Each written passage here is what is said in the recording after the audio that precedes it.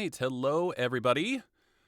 Hello, I'm Foster, or Michael Foster, voice actor, audiobook narrator, e-learning narrator, and, like a lot of you, a freelancer, a small business owner. And I have to sell myself, and that's what we're talking about today. First off, thank you so much for joining me. And if you have questions or comments, just put them in the chat, and if we have time, I'll get to them. And excuse me, first off, I'm still getting used to the live stream thing, so if I seem a little nervous, you're right, I am, but I thrive on that a little bit. I have a lot of improv experience, so I'm going to go for it. That's one of the things I like about live streaming. There's no do-overs. Um, because if I produce this on my own, I would just consistently keep doing retakes, and it's not necessary, and I'd rather just get into it. So let's talk about it. So today we're talking about ethical selling.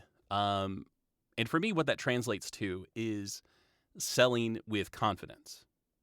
And there's a backstory here, and I'll get into that in just a second.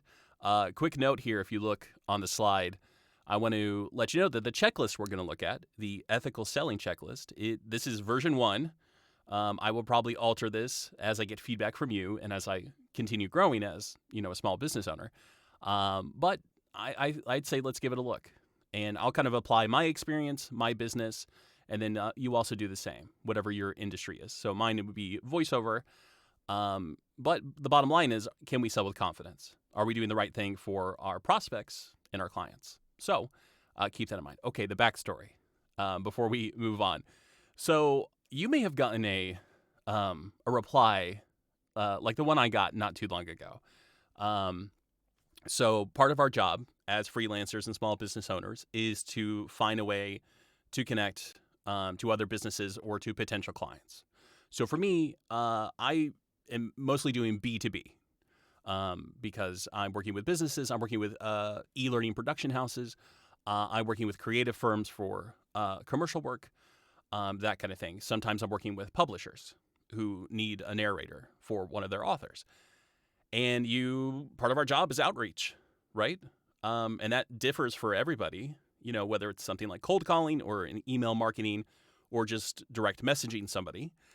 And I reached out to somebody, and of course I'm not going to name names, but, and it doesn't matter. It's the template. It's the story that we've all had where you reach out and, my messaging has changed over the years, but the core thing at the center of it has always been the same. And that is, if you need help with voiceover, I want to be able to help. I want to help you with that kind of thing. And that was certainly the case here. But as you can imagine, I got kind of a nasty response, a nasty email. And that sometimes happens. Maybe you've gotten like a nasty voicemail, as people who have to sell a product or a service, we're used to a no. We're used to a not interested. And then sometimes you meet someone at a bad time. It's a bad part of their day or their week, and you're the person they vent to, they latch onto, and they're frustrated, and it's understandable. And it takes a little time, but you can't take that personally. I'm still working on that. My feelings were a little hurt, but I dusted myself off. I did a little reevaluation, and that's what prompted this today. I wanted to know, okay, am I selling with confidence? Am I feeling good about how I'm doing my outreach? So again, this is version 1 of this checklist. Let's take a look now here. And now I've made myself small so you can see everything here. And of course we could add to this list, right? We could add a ton of things. I think a couple of these we could combine together. But I'm just sticking with 8 kind of core things to keep it simple. And the idea here is we're going to look at each one of these things. We're not going to take too much time, but we're going to answer yes or no. And if you can answer yes to all these, then if you look to the right side of the screen, you can sell with confidence. But if you have to say no to any of these things, then you need to reevaluate. You need to see what's going on. All right? And so we're just focusing on these 8 things here. And of course, if you've got comments, if you've got questions, put them in the chat.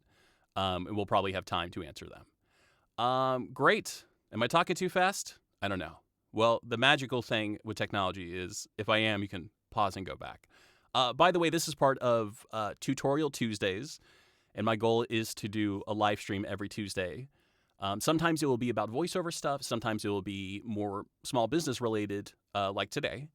And I like to have guests and whatnot. Maybe sometimes it'll be an interview. Is that a tutorial? I don't know. I love interviewing people. But keep an eye out for that. Generally, it would be around lunchtime on Tuesdays. I hope that's a good time. I don't know.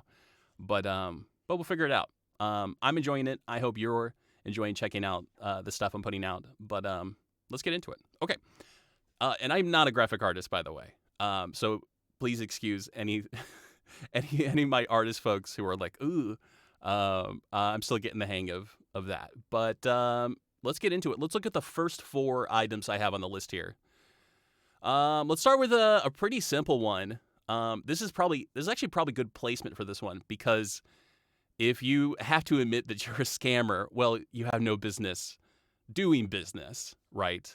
I think about there's a lot of like Amazon scams right now. This, by the way, if you're watching this in the future, this is during quarantine for COVID, and there's just scams on Amazon in general, right?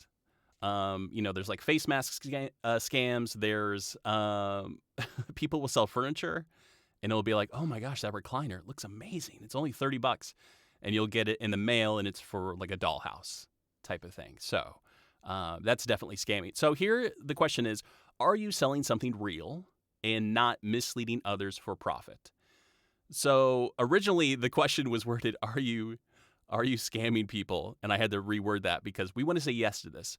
Are you selling something real and not misleading others? Yes.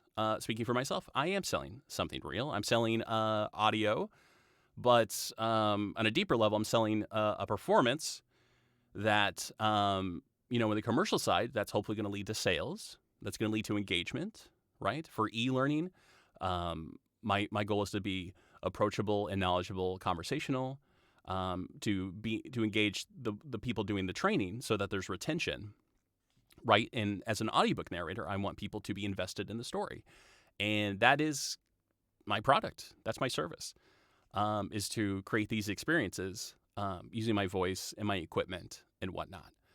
So I've always felt good about what I sell. It's the selling that I kind of sometimes fixate on, the approach. So yeah, I feel good about what I am selling. I feel like I can answer yes to that. Let's move on. Product quality. Are you selling a legitimate way to educate, increase sales, or enhance quality of life? In my original version, I didn't include educate, but I like that it's in there now. So basically, are you making people's lives better?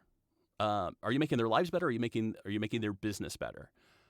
For me, my goal, right, with commercial work, if it's like a comedic script, is to be funny and to play the character, to be directed, and do that to the best of my ability, so that people remember that radio ad that I did. And I have a fun one that I get to share this month, that I did with my good friend Ellen Kirk. So be on the lookout for that. So are you doing something that betters the world in a way, right? I mean, I hope that makes sense. So again, it kind of ties into like the scamming. Are you giving a real product that makes people happy, that makes businesses happy, right? Let's move on. Prospects. Are you pursuing viable leads to the best of your knowledge? Okay, I think this is really important. Basically, and it's important for a couple of reasons. One, you don't want to bother people you have no business bothering. And selling isn't bothering people. Let's get that clear. Okay, we'll talk more about that.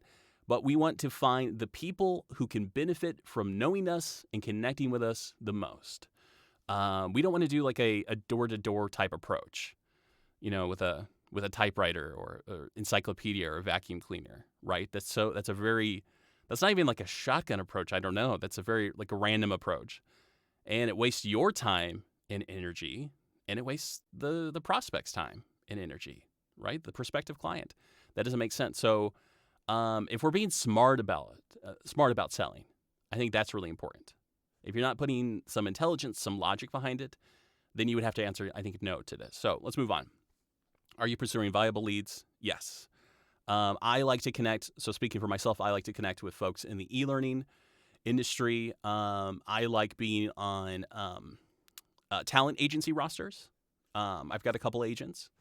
Shout out to Moxie Talent in KC. They were my first agent. I've been with them for a few years. Who else do I like partnering with authors with an entrepreneurial sense. So authors who see the value in investing in an audiobook. So those are the people I would target. And there's a lot of industries that would make sense for me to approach, and there's a lot that would not, right? So we got to be smart about that. And then moving on, client experience. You can also think of this as like customer service. Are you able to deliver what you promise and satisfy customer needs? Okay.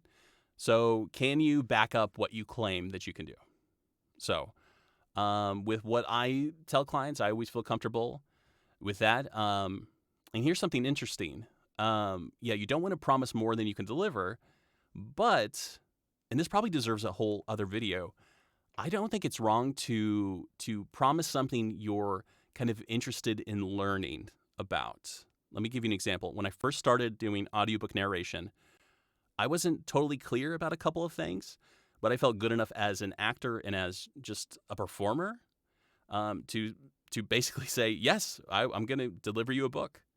And here's the thing is I had enough people in my, Rolodex, contacts to where if I did have a question, if I did have an obstacle, I could go to them about, okay, so I'm how do I edit in the room tone here? Or, how do I know that my gain's at the right level?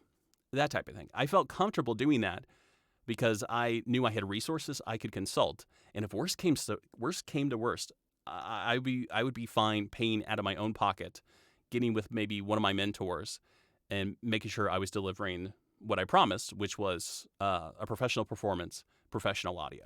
So I hope that makes sense. That probably needs another video. I've got thoughts on that. But basically, can you deliver what you promise? If you have to answer no, then you have to reevaluate. Or and probably promise less or something different. Okay, we're gonna look at these next 4 here. All right, we kind of touched on this already, but respecting time. Are you respecting the time of your prospects and not continuously spamming? Okay, this is a big deal. I've always felt weird and intimidated about email marketing. I'm getting better at it. I'm becoming more comfortable. And one of the ways I become more comfortable is giving people a heads up, saying, "Hey, I want to keep you notified of things that are going on. Is that okay?" I think that's really important because I know that you've got emails in your inbox, and I do too, where you didn't sign up for something and you got to unsubscribe, and it's really annoying. Or you maybe met someone once at like a networking event, and now you've got their newsletter, and you didn't say, "Hey, keep me apprised of what's going on." It's kind of annoying. And they don't mean to be rude, but it feels that way. It feels a little intrusive. So being smart about that, I think, is important. It's something. It is an area of marketing I really need to look at more. It works for a lot of people, and I'm more of like direct approach. Like I like to direct outreach with individuals and businesses. So but we just need to make sure we're not continuously spamming. There's no reason to send like an email every week. That's just incredibly annoying. You're just going to get blocked. Just be smart about it. Make sure it's going to be received well. Make sure it's there's reception there. I don't know if I'm making any sense there. I hope so. But don't be spamming people, basically. And whatever equivalent you can think of, I guess, within your own marketing. I think it would also make sense, something like social media, I don't think it makes sense to post like maybe not even every day, and certainly not twice a day, 3 times a day. So keep that in mind. We're going to move on to demeanor. Are you able to exude professionalism at all times, even when other parties are not? This is a tough one. And maybe it doesn't have to do too much with selling, but it is so important as a freelancer and a small business owner. Can you maintain that professionalism? When you get a really nasty email or you have somebody, who's really upset for whatever reason on the phone, again, sometimes we catch people at the worst time. Sometimes we catch people at the best time, and that's the best. And when you catch them at the worst, it's the worst because you just become their focus of whatever frustration they have going on. But we have to maintain that professionalism. And oftentimes people will tell you, come back later and say, hey, I was venting, I was having, a bad day kind of thing. So just being professional, that's kind of a number one up there. So let's answer yes to that. References. And I don't know, there might be a better title for this, but here's the question. Are you using an approach that has led to a very satisfied client? Okay. Besides the scamming, I think it might be the other big one of this list. And here's the thing. We talked about email marketing. Maybe your approach is cold calling. Your approach may have been, probably not right now, but may have been actually just walking into businesses and introducing yourself, right? The idea here is if you have a good track record of satisfied clients, customers who are very happy, the best emails are the ones that come back and say, I'm so glad you reached out. I have this going on. I think you'd be the perfect person to help solve X, to help solve my pain point type thing, right? If you've got a good track record of that, I think your approach would probably be ethical. I mean, leave a comment on the video or, we can continue discussion certainly on LinkedIn if you've got other thoughts. But I think that makes sense to me. If cold calling is working for you, first off, are you, it's not killing you to make those calls. I'm an introvert, so I kind of freak out on the phone a little bit. So it wouldn't be for me, most likely. But if it's working for you, if you feel like it's helping you do well in your business and you have satisfied clients, keep doing it. I think it's important to diversify. That's what kind of one of my goals this year is to diversify how I'm letting people know about who I am and my brand and how I can help them. But if it's working for you, keep doing it. I think if the email marketing is working and you've got very happy people and you can say yes to the other items on the ethical selling checklist, I think you can keep doing it. That makes sense to me. But of course, if you're not getting satisfied clients, then you got to abandon that approach and you got to reevaluate. So last one here, falsehoods. By the way, shout out to Ron Ruth for helping me with this one. Because I was not necessarily struggling for an 8th item, but I just kind of wanted to get some feedback. So he said, he kind of suggested this, and here's what I ended up with.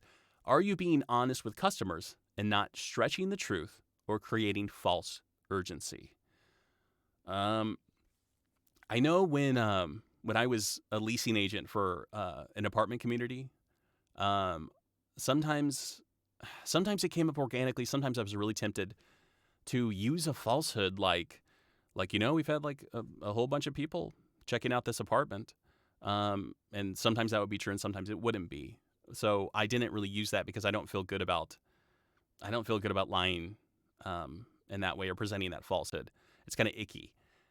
So I would say don't do that, right? Because if someone finds out later that you're not being totally upfront with them, that you created this false urgency or this false demand, it's unethical. The flip side of that is if you do have a lot going on, I was trying to think of an example from my industry, from voiceover. So let's say somebody needed me to deliver something by the next day by end of day. And I already had scheduled like 2 directed sessions, like 2 commercial sessions. So I would, tell the person, I would say, I can get that to you, but I need my the deposit, like the half up front that I usually ask for, or a contract.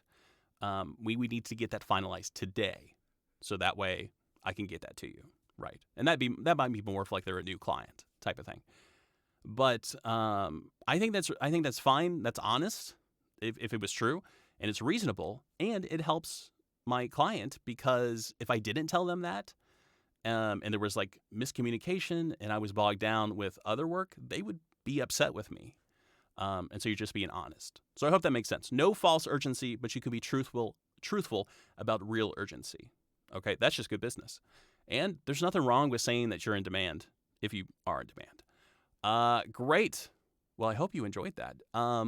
So let's say we say yes to all of this, then we can sell with confidence and we can feel good.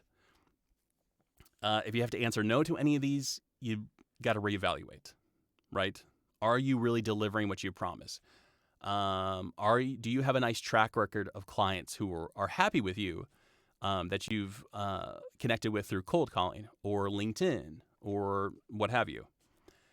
One thing I want to say, and it probably deserves its whole other webinar and video, is I know that no and not interested is part of the gig, you know?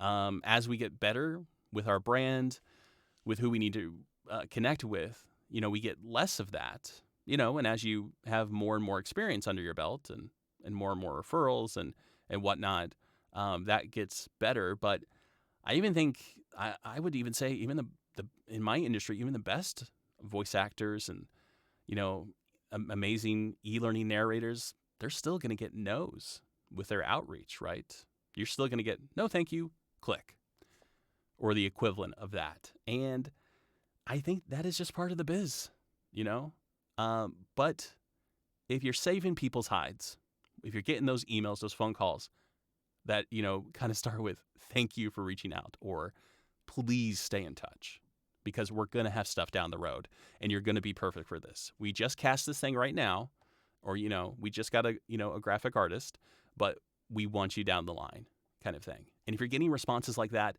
for the most part, you're probably selling ethically. Okay? Excellent. Well, let's take a quick look one final time. We just want to make sure, let me just run it down really fast. Make sure we're not scamming people. We're delivering a product or a service that is quality. We are targeting the right people, or looking at the right group of people to connect with.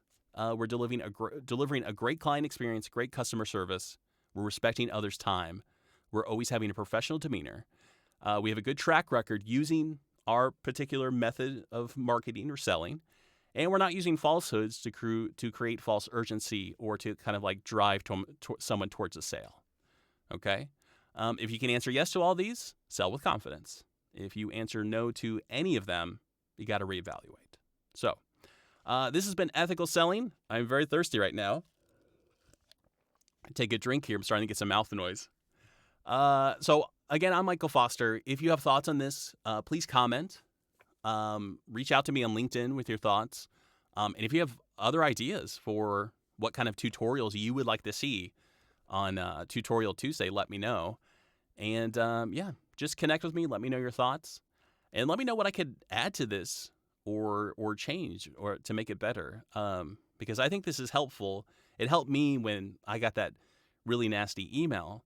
I was able to kind of reevaluate, go through the checklist, and feel good about how I'm doing business, about how I'm connecting with clients. So great. So thanks for watching, everybody. I will see you next week. You can also email me. My email is michaelfosteractor@gmail.com. You can reach out to me there. And again, on LinkedIn is a great place to find me. So have a great rest of your week. Take care, everybody, and I will see you next time.